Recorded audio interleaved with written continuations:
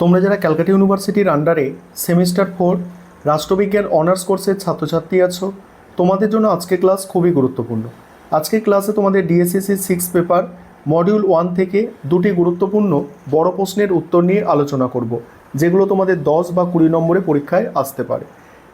প্রথম প্রশ্ন যেটা আছে দেখো, ঠান্ডা লড়াই বা স্নায়ুযুদ্ধের অবসান কিভাবে হয়েছিল তা আলোচনা করো এবং উত্তর শীতল যুদ্ধ পর্বের বিশ্ব রাজনীতির রূপরেখা, অর্থাৎ উত্তর শীতল যুদ্ধ মানে কি, ঠান্ডা যুদ্ধের পরবর্তীকালে বিশ্ব রাজনীতির কী পরিবর্তন এসেছিল সেটা।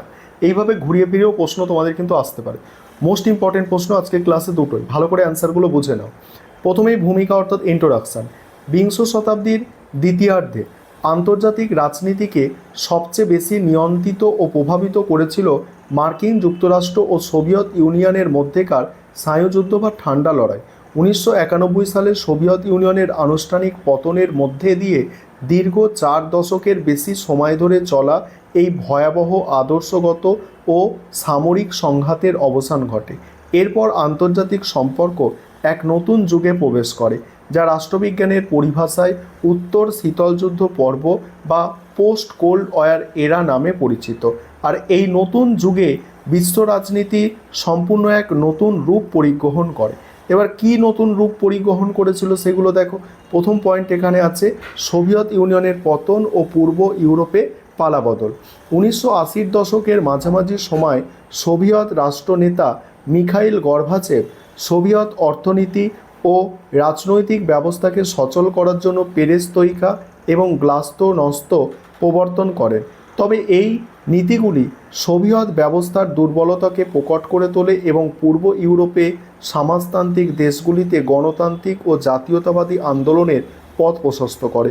1989 সালের ঐতিহাসিক বার্লিন প্রাচীরের পর এবং জার্মান একত্রীকরণ ঠান্ডা লড়াইয়ের অবসানকে সুনিশ্চিত করে। শেষ পর্যন্ত চরম অর্থনৈতিক সংকট ও রাজনৈতিক অস্থিরতার কারণে 1991 সালে 15টি স্বাধীন প্রজাতন্ত্রে সোভিয়েত ইউনিয়নের বিভাজন ঘটে, যা আনুষ্ঠানিকভাবে স্নায়ুযুদ্ধের অবসান ঘটায়। এবার হচ্ছে কি, পরের পয়েন্ট হচ্ছে একমেরু বিশ্ব থেকে বহুমেরু বিশ্বের দিকে উত্তরণ। সোভিয়েত ইউনিয়নের পতনের পর মার্কিন যুক্তরাষ্ট্র বিশ্বের একটিমাত্র পরাশক্তি মানে সুপার পাওয়ার হিসাবে আত্মপ্রকাশ করে এবং আন্তর্জাতিক রাজনীতিতে একটি একমেরু বিশ্ব গড়ে ওঠে। 1990-এর দশকে মার্কিন সামরিক ও অর্থনৈতিক আধিপত্য ছিল প্রশ্নাতীত। তবে 21 শতকের শুরুতে এই সমীকরণ বদলাতে শুরু করে। অর্থনৈতিক ও সামরিক শক্তিতে চীনের বিস্ময়কর উত্থান, পুতিনের নেতৃত্বে আন্তর্জাতিক মঞ্চে রাশিয়ার আক্রমণাত্মক প্রত্যাবর্তন এবং ইউরোপীয় ইউনিয়ন, ভারত ও ব্রিক্সের মতো আঞ্চলিক শক্তির বিকাশের ফলে বিশ্ব রাজনীতি বর্তমানে একমেরু বিশ্ব থেকে একটি জটিল বহুমেরু বিশ্বের দিকে ধাবিত হয়েছে। পরের পয়েন্ট হচ্ছে বিশ্বায়ন ও নয়া উদারনীতিবাদের প্রসার।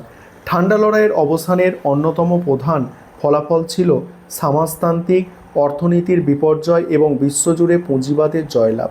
আর এই পর্বে বিশ্বজুড়ে মুক্ত বাজার অর্থনীতি, বেসরকারীকরণ, বিশ্বায়নের ব্যাপক প্রসার ঘটে। রাষ্ট্রপুঞ্জ, বিশ্ব বাণিজ্য সংস্থা, বিশ্ব ব্যাংক এবং আন্তর্জাতিক মুদ্রা তহবিলের মতো আন্তর্জাতিক প্রতিষ্ঠানগুলি প্রভাব বহুলাংশে বৃদ্ধি পায়।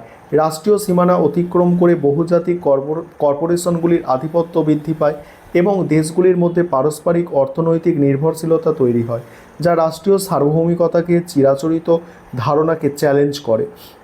তারপরের পয়েন্ট আছে দেখো, অচিরাচরিত নিরাপত্তার ঝুঁকি এবং জাতিগত সংঘাত।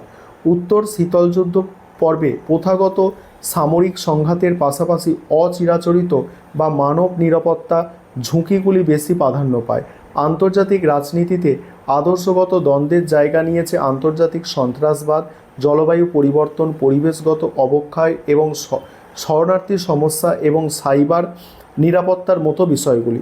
পাশাপাশি দুই পরাশক্তির নিয়ন্ত্রণের অভাবে যুগোস্লোভিয়া, রুয়ান্ডা বা মধ্যপ্রাচ্যের বিভিন্ন অঞ্চলে দীর্ঘস্থায়ী জাতিগত ধর্মীয় আঞ্চলিক সংঘাত ভয়ঙ্কর রূপ ধারণ করেছে। এবার উপসংহার দিয়ে তোমরা প্রশ্নের উত্তরটা শেষ করবে। দ্বিতীয় প্রশ্ন আজকের ক্লাসে মোস্ট ইম্পর্টেন্ট প্রশ্ন, যে উন্নয়নের ধারণা। ঠিক আছে, যে আন্তর্জাতিক সম্পর্ক চর্চায় উন্নয়ন মানে ডেভেলপমেন্টের ধারণা বিস্তারিত আলোচনা করো। এই প্রশ্নের উত্তরটা এবার দেখে নেবে তোমরা। তার আগে একটা বিষয় তোমাদের বলার আছে, তোমাদের জন্য অনলাইন কোচিং ক্লাস চলছে। তোমরা যদি কেউ পেইড ব্যাচে অ্যাডমিশন নিতে ইচ্ছুক থাকো বা আমাদের থেকে স্টাডি মেটেরিয়াল অর্থাৎ পিডিএফ নোটস কিনতে চাও, তাহলে তোমরা স্ক্রিনে দেওয়া নম্বরে যোগাযোগ করতে পারো। দেখো এখানে প্রথমেই তোমাদের আছে ভূমিকা অর্থাৎ ইন্ট্রোডাকশন। সেখানে কি লিখবে? আন্তর্জাতিক সম্পর্কের অধ্যায়ে উন্নয়ন একটি অত্যন্ত তাৎপর্যপূর্ণ, গতিশীল ও বহুমুখী ধারণা।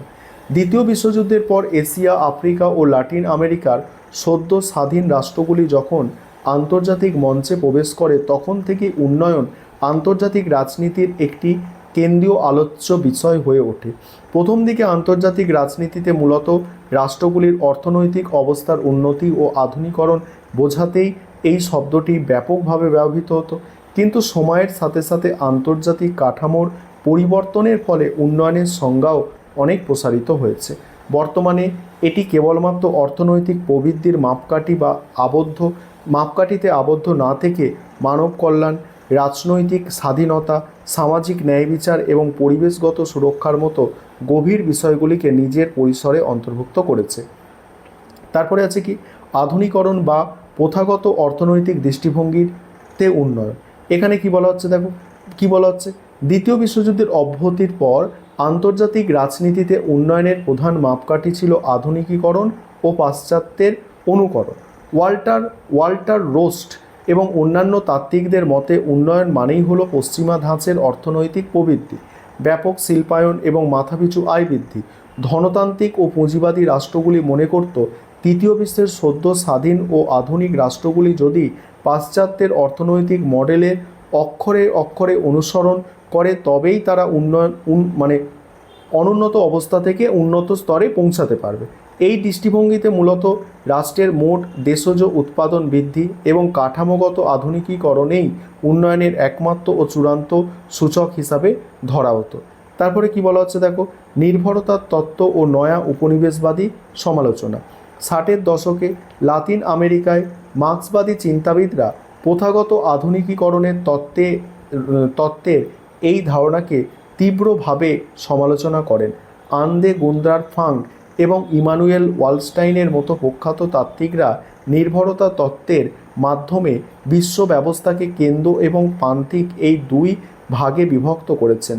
তাদের মতে আন্তর্জাতিক পুঁজিবাদী ব্যবস্থায় উন্নত দেশগুলি কাঁচা মাল ও সস্তা শ্রমের জন্য তৃতীয় বিশ্বের দেশগুলিকে নির্দয়ভাবে শোষণ করে। এই তত্ত্ব স্পষ্ট করে দেয় যে উন্নত রাষ্ট্রগুলি ফুলে ফেঁপে ওঠা এবং তৃতীয় বিশ্বের রাষ্ট্রগুলির দারিদ্র্য একই মুদ্রার এফিট ওফিট। আন্তর্জাতিক বাণিজ্য ব্যবস্থা এমনভাবে সুকৌশলে তৈরি যেখানে প্রান্তিক দেশগুলি চিরকাল উন্নত দেশগুলির ওপরে অর্থনৈতিকভাবে নির্ভরশীল থাকতে বাধ্য হয়। তারপর মানব উন্নয়ন ও সক্ষমতা ভিত্তিক বিকল্প চিন্তাধারা। 90-এর দশকে আন্তর্জাতিক রাজনীতিতে উন্নয়নের সংজ্ঞায় এক যুগান্তকারী ও মৌলিক পরিবর্তন আসে। নোবেলজয়ী অর্থনীতিবিদ অমর্ত্য সেন এবং মেহবুব উল হকের মতো চিন্তাবিদদের হাত ধরে মানব উন্নয়নের ধারণাটি অত্যন্ত জনপ্রিয় হয়। রাষ্ট্রসংঘের উন্নয়ন কর্মসূচির উদ্যোগে প্রকাশিত মানব উন্নয়ন সূচক এই সত্য প্রতিষ্ঠা করে যে শুধু রাষ্ট্রীয় সম্পদ বৃদ্ধিই প্রকৃত উন্নয়ন নয়। শিক্ষা, তারপর উন্নত স্বাস্থ্য, দীর্ঘায়ু এবং মানুষের সামগ্রিক জীবনযাত্রার মান উন্নয়ন হল উন্নয়নের আসল মাপকাঠি। অমর্ত্য সেন তার তত্ত্বে জোর দিয়ে বলেছেন যে মানুষের অন্তর্নিহিত ক্ষমতার স্বাধীন বিকাশ এবং সামাজিক ও রাজনৈতিক স্বাধীনতা অর্জনই হলো উন্নয়নের মূল লক্ষ্য। এবার হচ্ছে পরিবেশ সচেতনতা ও স্থিতিশীল বা টেকসই উন্নয়ন। এখানে কি বলা হচ্ছে? দেখো, 21 শতকে আন্তর্জাতিক সম্পর্কের উন্নয়নের সবচেয়ে প্রাসঙ্গিক ও সময় উপযোগী ধারণাটি হলো স্থিতিশীল ও টেকসই উন্নয়ন। নির্বিচার শিল্পায়ন এবং লাগামহীন অর্থনৈতিক প্রতিযোগিতার ফলে বিশ্বজুড়ে যে ভয়াবহ পরিবেশ দূষণ ও জলবায়ুর পরিবর্তন দেখা দিয়েছে, মূলত তার পরিপ্রেক্ষিতেই এই ধারণার উৎপত্তি হয়েছে। বুটল্যান্ড কমিশনের সংজ্ঞায় স্থিতিশীল উন্নয়ন বলতে বোঝায় এমন এক পরিকল্পিত উন্নয়ন প্রক্রিয়া যা বর্তমান প্রজন্মের যাবতীয় চাহিদা মেটানোর পাশাপাশি ভবিষ্যৎ প্রজন্মের নিজস্ব চাহিদা মেটানোর ক্ষমতাকে কোনোভাবেই ক্ষুণ্ণ করে না। বর্তমানে রাষ্ট্রসংঘের নির্ধারিত স্থিতিশীল উন্নয়নের লক্ষ্যমাত্রা বিশ্ব রাজনীতির অন্যতম প্রধান আলোচ্য বিষয় হয়ে দাঁড়িয়েছে। এবার উপসংহার দিয়ে প্রশ্নের উত্তর শেষ করবে। দেখো, ভালো নম্বর পেতে গেলে, ঠিক আছে, 20 নম্বরের একটা প্রশ্ন খুব ভালো করে গুছিয়ে লিখতে হবে ক্যালকাটা ইউনিভার্সিটি রাষ্ট্রবিজ্ঞান অনার্সের ক্ষেত্রে, না হলে কিন্তু ভালো নম্বর কখনোই আশা করা যায় না।